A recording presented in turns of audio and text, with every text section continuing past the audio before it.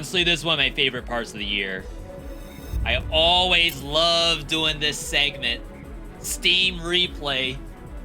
Oh, wow. And to be honest, this year in particular, I have no idea what I played the most of. In the meantime, feel free to post your Steam replays as well. We'll have in general chat on Discord where you can post your replays. All right, Veedotme Steam Replay 2025. This year you played a ton of games and unlocked quite a few achievements. Does it always say that? If you really only played Call of Duty the whole year, what does it say? We played 177 games. We're up. We are up on games. 87 new games, 11 demos, which I rarely do demos, 6 playtests, no idea what those are, over 1,000 achievements, which sounds like it's completely made up.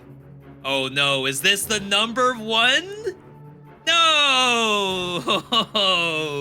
My number one game of the year, Marvel Rivals. Number 2, Path of Exile 2. And then number 3, Path of Exile 1. All of these, except sometimes PoE 2, all games I don't even show on stream. You played Rivals again and again and again. January, the game came out last holiday season. So this was like peak, probably season 0, season 1. And then some ups and downs, but like relatively consistent, except for September. September, we took like a big break from the game. Because this game has been family game night for us, me and Aerolus. Kosh has been in there as well. Most of the time, I don't play Marvel Rivals by myself. Path of Exile 2 is always when new seasons start. There's currently one going on right now in December. You all can't see us kind of behind the camera right now. But January, February, May, August, September, and then you take breaks in between. Path of Exile 1, played a lot in June and then a lot in November, but then that's it.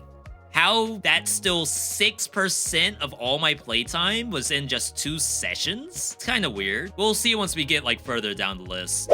So we are well above the average of what's going on Steam, though I assume everyone's just playing gacha games. Most of my gameplay was new releases, a classic game, a game from 8 or more years ago. It's 2025 now. That'd be 2017. So if I go by release date, the oldest games in my library, Path of Exile is also seen as like an older game. You are what you play. A lot of dark fantasy.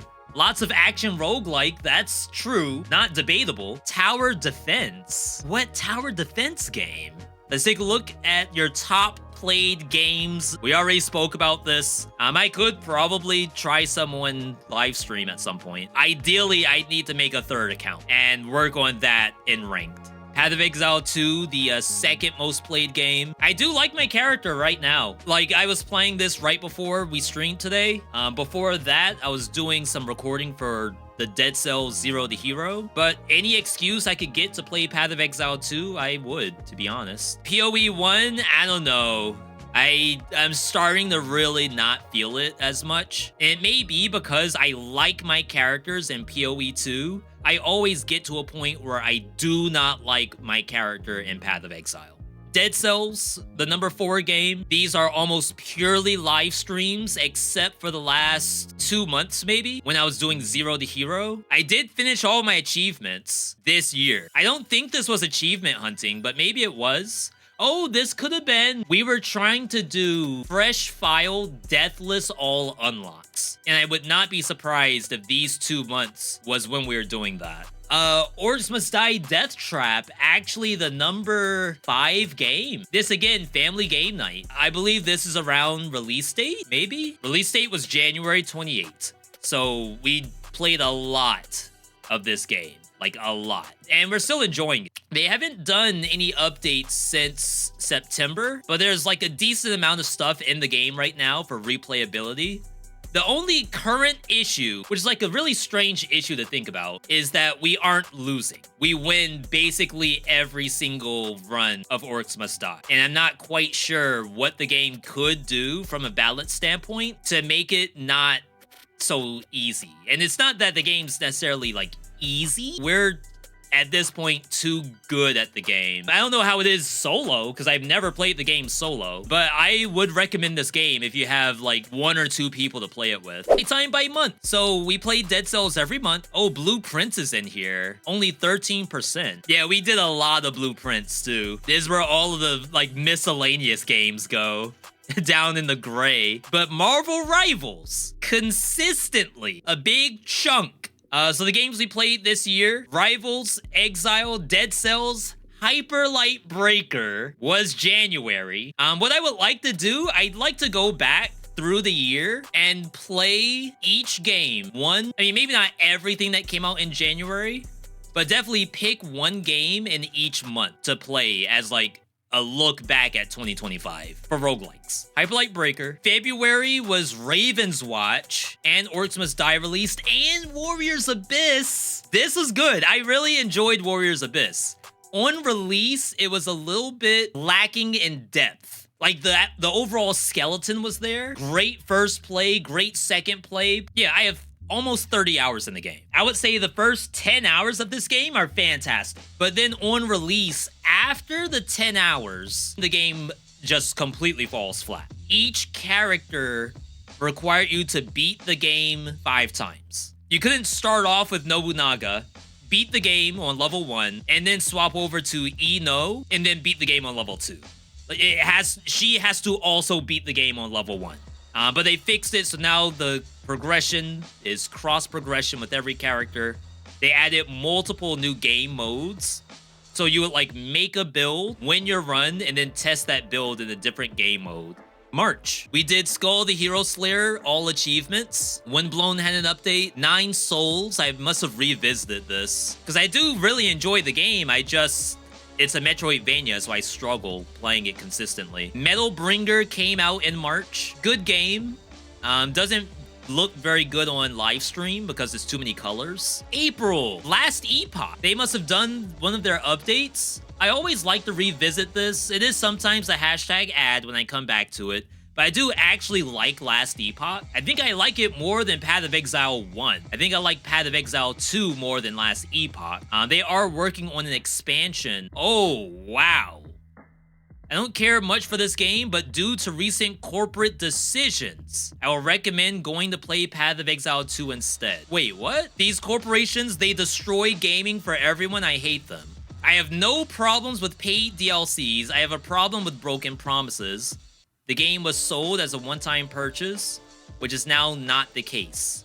See Temtem, for example. I feel like this genre in general is just way too difficult to break in. It's almost like you want to make a brand new fighting game, and you have to compete with Street Fighter, Mortal Kombat, Tekken. There's lots of stuff out there that does release that has a, smaller player base, but from the indie space, Invincible Versus, Avatar Legends, all of this stuff basically relies on social media to see any footing. And a lot of times that does work when you're making a live service game. You're now competing against the big dogs, and that is like beyond you sold the company to people who are investing in AI. It's such a hard genre to break into, just in general. To be fair, like, do you have to be the Path of Exile or Diablo killer? Like, not necessarily. You just need enough player base to maintain a live service game. May, Blueprints. Holy, that's game of the year right there. It did lose out to some stuff. Monster Train 2 also released. I think it's probably my favorite deck builder, to be honest. Deck of Haunts also released in May. I like Deck of Haunts. I think it's a fun game. I think it's a couple of patches away from being like in a very good shape. Like they just did, shoutouts to Girl DM. They just did a winter event where they added a Krampus and probably some other stuff. June, Path of Exile came back. Rivals still up there. Blueprints, and then Elden Ring Night Rain. 13% of my playtime. I like Elden Ring Night Rain. I do not care for it as a roguelike. To me, it's almost like I'm playing Elden Ring Randomizer, and it's really a test on like how well I can beat bosses. Like there is, if you watch CBD and folks like that, like you can tell there's real skill in here on like routing, getting good items that complement your character, and then using those items correctly on bosses. Like that That looks fantastic. I'm sure if I dedicated more than just a few hours to the game, I could probably understand that to a better level. I really wanted this to just be Raven's Watch in Elden Ring, and unfortunately it's not. July, oh no, Mecha Break. Holy, I put in some hours. I put in some hours into this game you would not believe. 100 hours. I got to Grandmaster. Maybe I'm Eternal? I'm not the highest rank. I'm not the second highest rank either. I think I'm the third highest rank in Season 0 of Mecha Break, but it's a little bit of a fake title. Unfortunately, Mecha Break, because it doesn't have like a ton of players, the ranking system does include bots. There are 900 in-game, and then there's, I think, crossplay with Xbox. So to say that you're like in the top 0.5% of all people playing Mecha Break, basically everyone playing Mecha Break is either a bot or also someone who is at least like in the top 5%. And that's because like anything below that is a bot. It's just a matter of how many hours you put into the game. So that part's unfortunate. They do have their extraction mode, which on paper, the extraction mode is actually really good. It's just in practice, not every mech is competitive in extraction if you're playing solo. And to be honest, like I wouldn't necessarily want to see this get canned, but you can see I have not played the game in quite a bit. I just don't see a point. August, Rogue Prince of Persia 1.0. Was that August? Yeah, it was. Wow. Okay. So Rogue Prince of Persia, we dumped hours into August, but keep in mind, I played this game all throughout early access. So 1.0 for me was the final area and true ending. And it didn't take me very long to get true ending. As a fresh install, it's gonna take hours just like it would for Dead Cells. They do have content updates planned. Yeah, free content coming in 2026, which looks like it could be, you know, new weapons. But right now, like I feel as though I've done every build I wanna see in Rogue Prince of Persia. As someone who has 50 hours in the game, I think I've done every build I can think of in Rogue Prince. Dead Zone Rogue came out, another pretty fun title. I don't think it's like getting samey, but I don't really have like a ton of interest turning it on because I think I'll do the same build. It's a little bit different than Gunfire Reborn, right? In Gunfire, you have multiple characters, and then each character has its own sort of like skill build it could go down. And then there's guns on top of that. I think Dead Zone Rogue is just guns, and then the relics are maybe closer to Risk of Rain 2. Yeah, I think I would put Dead Zone Rogue closer to Risk of Rain 2 in terms of like how the roguelike works. Striving for Light, I always want to say it's an ugly game, and that's so insulting because this is a very specific aesthetic. But I would say the same thing about Salt and Sanctuary. Aesthetically, I am not a fan of this or Salt and Sanctuary. However, to play this game is for some reason extremely fun to me. I don't get it. It scratches an itch. Technically, there's a lot to do in this game. It just like, it doesn't look like it. It's extremely interesting how much fun I was having playing this offline. September, Path of Exile 2 came back.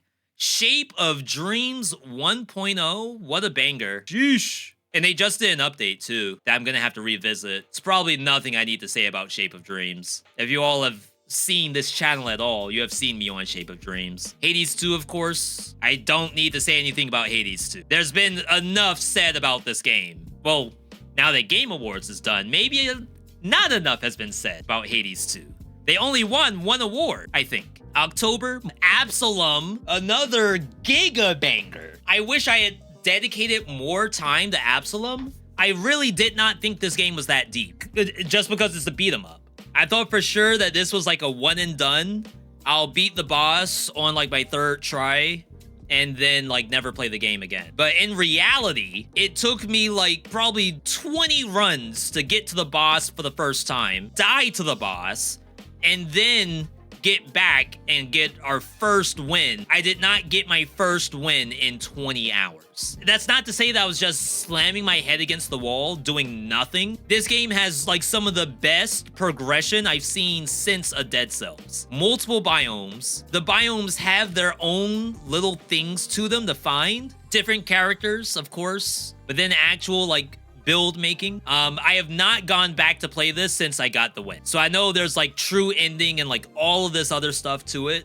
I have not seen any of that. Then Ball Pit came out. Ball Pit to me was fantastic. I think they may have gotten some nominations for awards from a dev that has like a couple of games already, but none of them were like as viral as this one. The only game I've played from Kenny's Sons is Mr. Sun's Hatbox, which I think is also a fun game. But this game eventually turns into an incremental, almost like an idle game, where like you can have characters kind of just do stuff and you really just need to watch.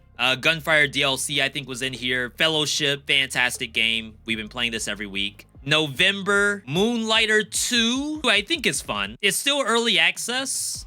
I'm not done with the early access, and I don't think I'll be able to finish it without playing it offline, where I need to figure out how to play some of these games offline. Last one, December, I played more Hellclock. Just like freaking Striving for Light, just something about this game just like tickles a special spot for me, I guess.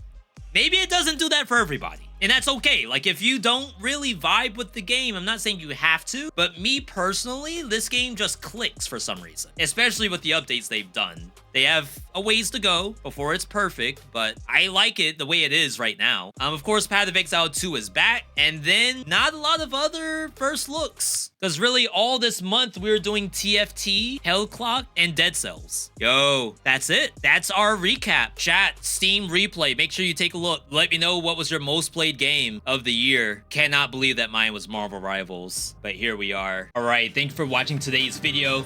I hope you all enjoyed it. I like to get you all the best content that I can. If you want to take a moment, like the video, subscribe if you want to see more, ring the bell notifications so you can get those. You could also consider supporting the channel by becoming a channel member.